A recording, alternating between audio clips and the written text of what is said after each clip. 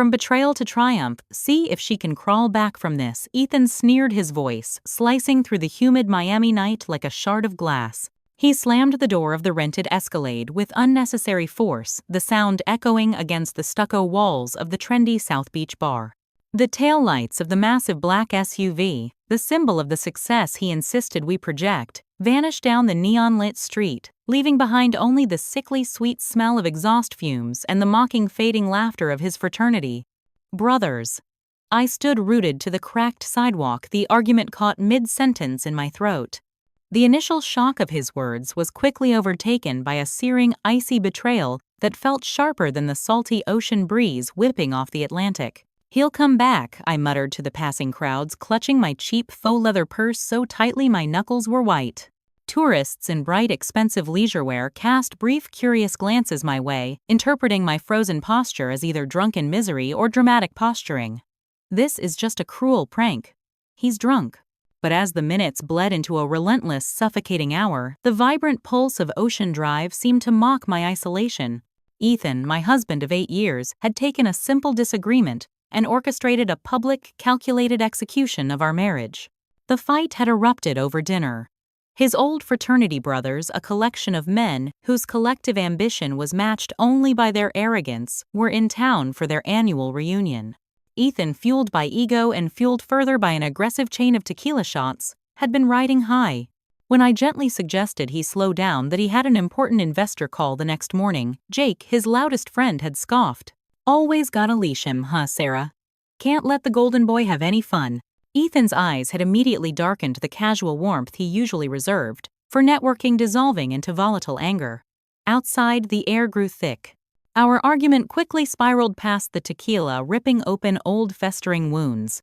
My photography career shelved years ago after he convinced me it wasn't stable enough for Times. His Times trajectory became a focal point.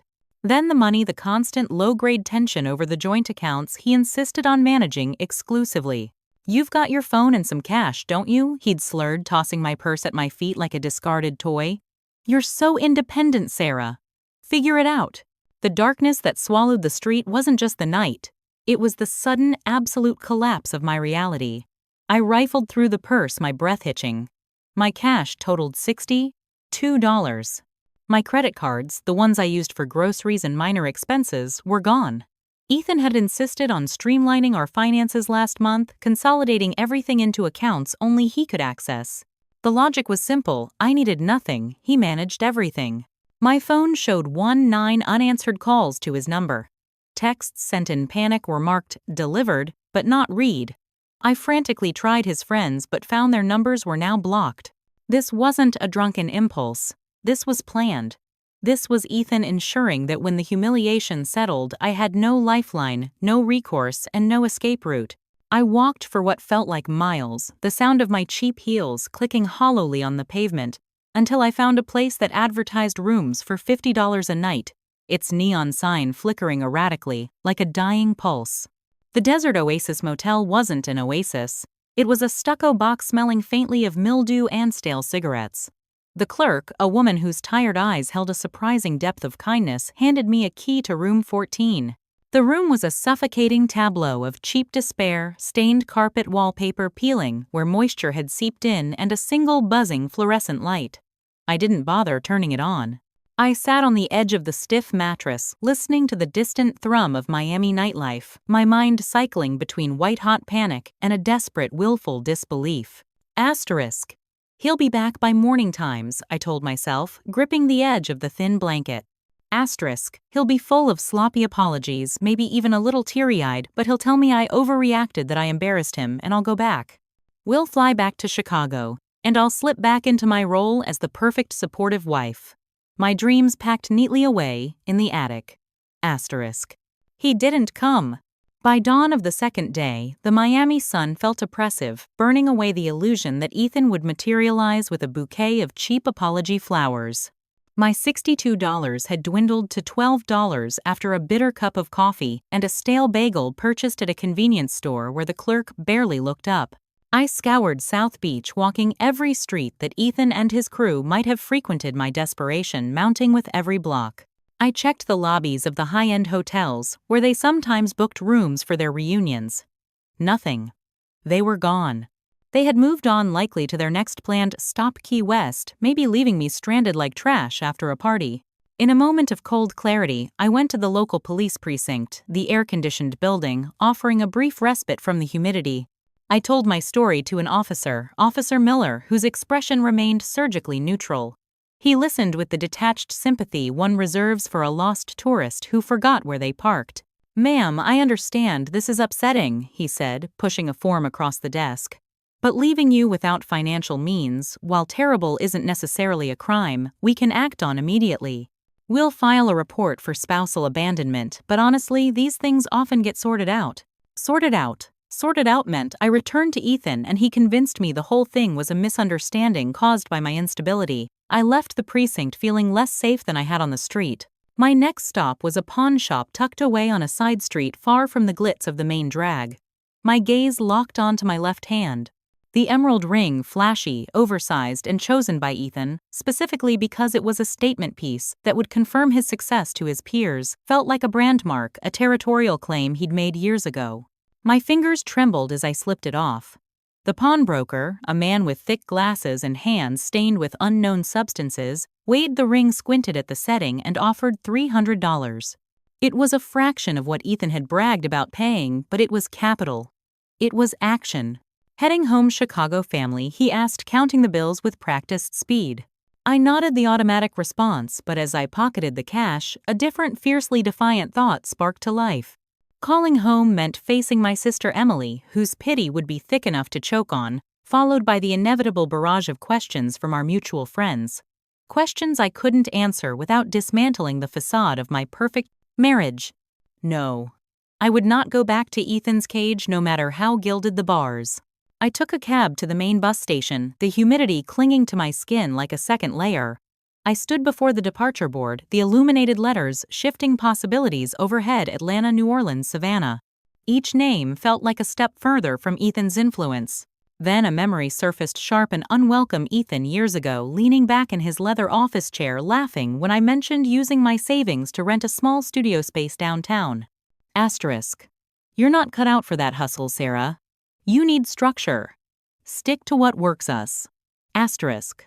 My gaze fixed on a destination far removed from the Midwest's familiar grid, asterisk, asterisk, Charleston, asterisk, asterisk. A historic coastal city. Ancient, deeply rooted, and far, far from Ethan's polished tech world. It smelled of salt and history, things Ethan couldn't easily manage or control. I walked to the ticket counter, my heart thumping a nervous rhythm against my ribs. "One ticket to Charleston, please," I told the agent, a woman whose steady, kind smile seemed to anchor my churning nerves.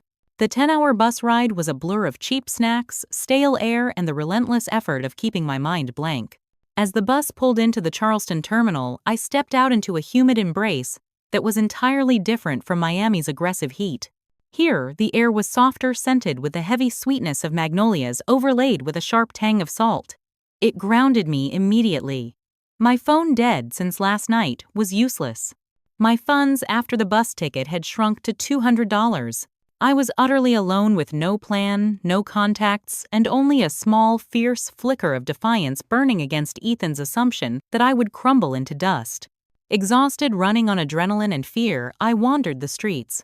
The cobblestones of the historic district were charming, yes, but the beauty felt foreign, a disguise for the pervasive fear that any second I would see Ethan's familiar profile or hear his commanding voice. Starving and dizzy from dehydration, I eventually found myself in a quiet, shaded park, the ancient live oaks draped in heavy curtains of Spanish moss that swayed like ghosts in the breeze. I collapsed onto a wooden bench, the exhaustion finally winning. My vision blurred at the edges. "Miss you all right there, you look like you've seen a whole heap of trouble." A voice, slow and melodic, cut through the haze. I looked up. A woman in her 60s knelt beside me. She had a crown of silver hair pulled back loosely, and her eyes sharp and assessing missed nothing. I managed, swallowing hard. She pressed a cold bottle of water into my hand. "Drink this. Slow." She introduced herself with an easy grace. "I'm Clara." Her drawl was pure low country, warm and deliberate. "You look like you've been running from a bad storm, child." I drank the cool water, shocking my system back into alertness. I couldn't deliver the usual practice social script. The truth, raw and immediate, spilled out: the betrayal, the abandonment, the sudden vacuum where my life used to be. Clara listened without interruption, her expression shifting from concern to a quiet, hardened empathy. She and her husband, Amos, owned a small oyster farm just outside the city limits near the Ashpoo River. "Well, Sarah," Clara said finally, standing up and offering me a surprisingly strong hand. "We don't leave folks stranded on our doorstep. Come on. We've got a spare room. Amos will be cross if he thinks I let a hungry soul sit on a park bench." They took me to their home, a weathered pale blue clapboard house that sagged slightly under the weight of time and sea air. Inside, it was cozy. Chaos nets hung, drying jars of homemade preserves lined the shelves, and the smell of wood smoke mingled with brine. The spare room, small and clean, featured a heavy quilted bed and shelves decorated with sea glass collected over decades. "Stay as long as you need," Clara said, her tone firm but layered with undeniable kindness. "We'll figure out the rest when you've caught your breath." Clara and Amos didn't press for details after that first night. They didn't pry into Ethan's character or ask why I hadn't called the police again. Their support wasn't pity, it was quiet, practical inclusion. They simply folded me into the rhythm of their hard life. The oyster farm was grueling. It was the antithesis of my carefully curated Chicago existence, which revolved around art openings, polished social calendars, and making sure Ethan looked good in every photograph taken of him. Here, my hands were raw within the first week, from learning to handle rough oyster shells. Clara taught me the finesse of shucking the precise angle needed to pry open a stubborn shell without shattering the pearlescent interior. Amos, a man of few words and infinite patience, showed me how to mend the heavy knotted nets used for the oyster beds. I fumbled constantly, my fingers clumsy from years spent holding a delicate camera lens or signing guest books. But every blister, every pulled muscle felt honest. It was labor that resulted in tangible sustenance, not just abstract financial reports for Ethan's next acquisition. My skin, once pale and accustomed to climate-controlled offices, began to tan deeply under the Carolina Sunday. My mind, which had been a tight knot of anxiety and obligation, slowly began to quiet down. The constant low-level hum of worry about Ethan's approval faded, replaced by the rhythmic slap of the tide. Clara, sensing my need for connection, began to share stories about her daughter, Lila. Lila had moved to Seattle years ago to pursue a career in marine biology, leaving a quiet void in the house that Clara occasionally filled with sighs.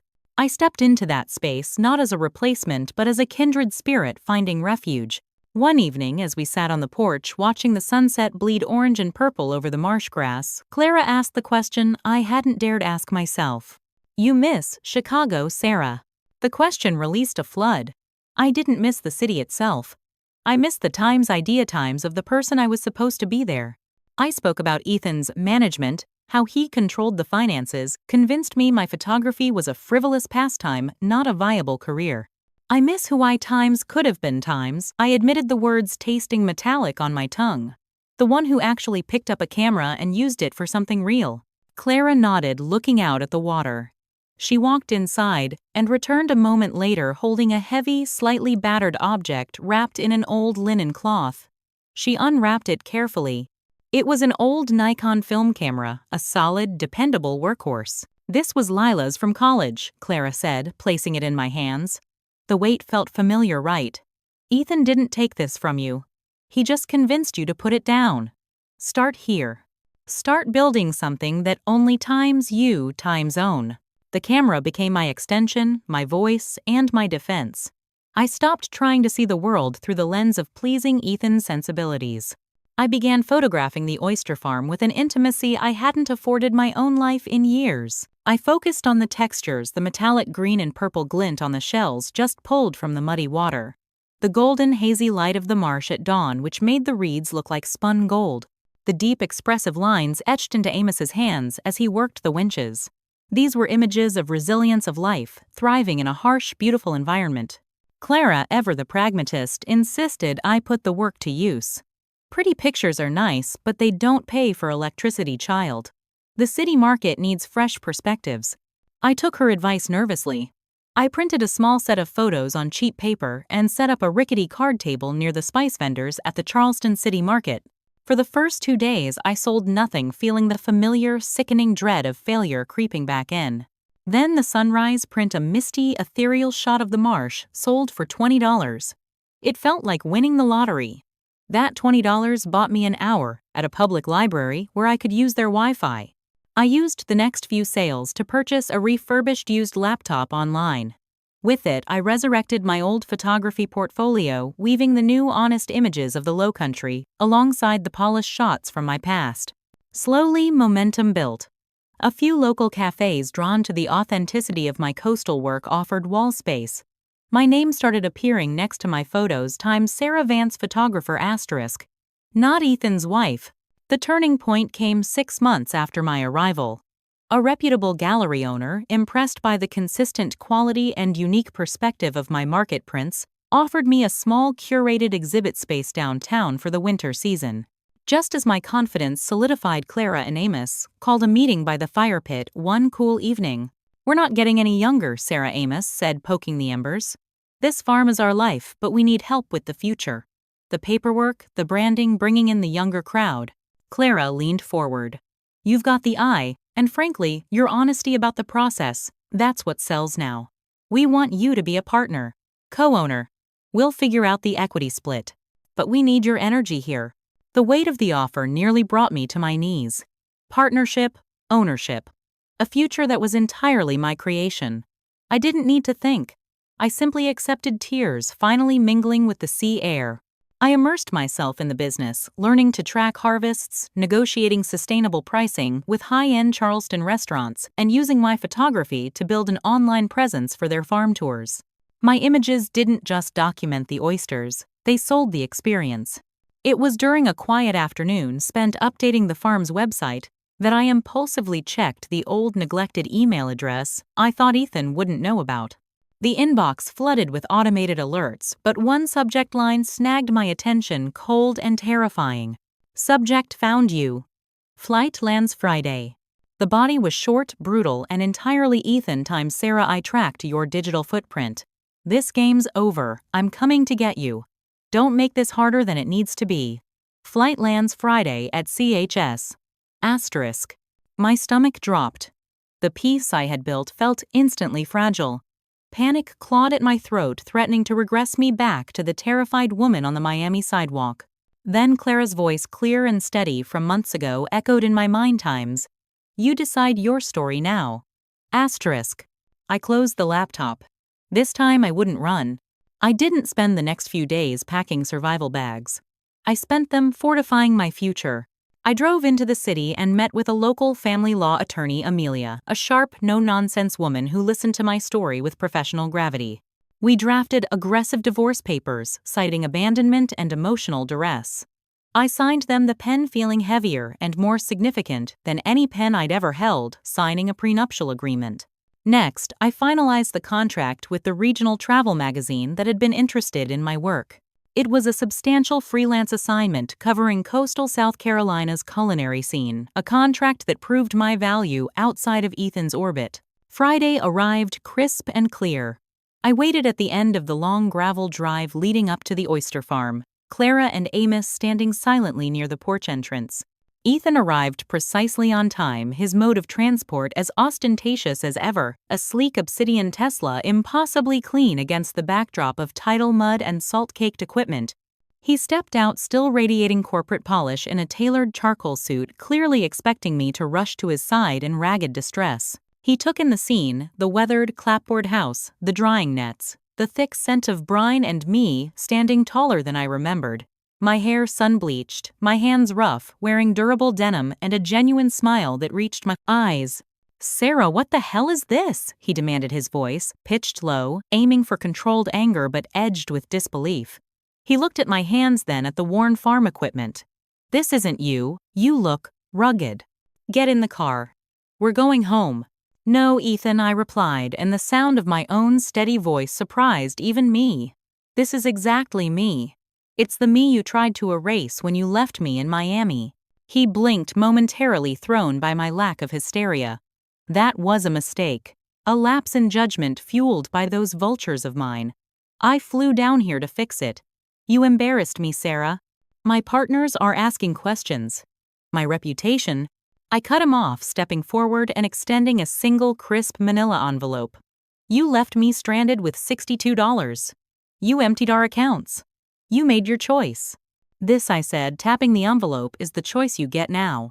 He snatched the papers, his jaw tightening as he scanned the first page. Divorce papers. Full demand for separation. You can't do this, he hissed, regaining his composure by resorting to intimidation.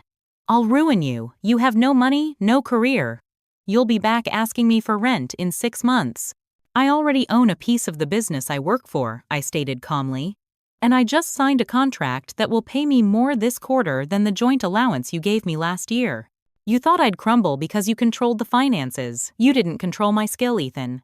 You just controlled the Times platform asterisk. As Ethan's practiced charm began to crumble, replaced by the raw fear of exposure, Amos stepped out from the shadow of the porch, crossing his arms. He didn't yell. His presence alone was a statement of immovable protection. Mr. Hayes Amos said, his low-country tone dropping to a gravelly warning. The road to the airport is tricky after sunset. Lots of marsh crossings. You've made your point. It's best you leave now before you miss your flight. Ethan looked from the documents to my unwavering face, then to Clara and Amos, standing united behind me. He saw no weakness, no desperation, only a formidable barrier, his polished facade cracked entirely.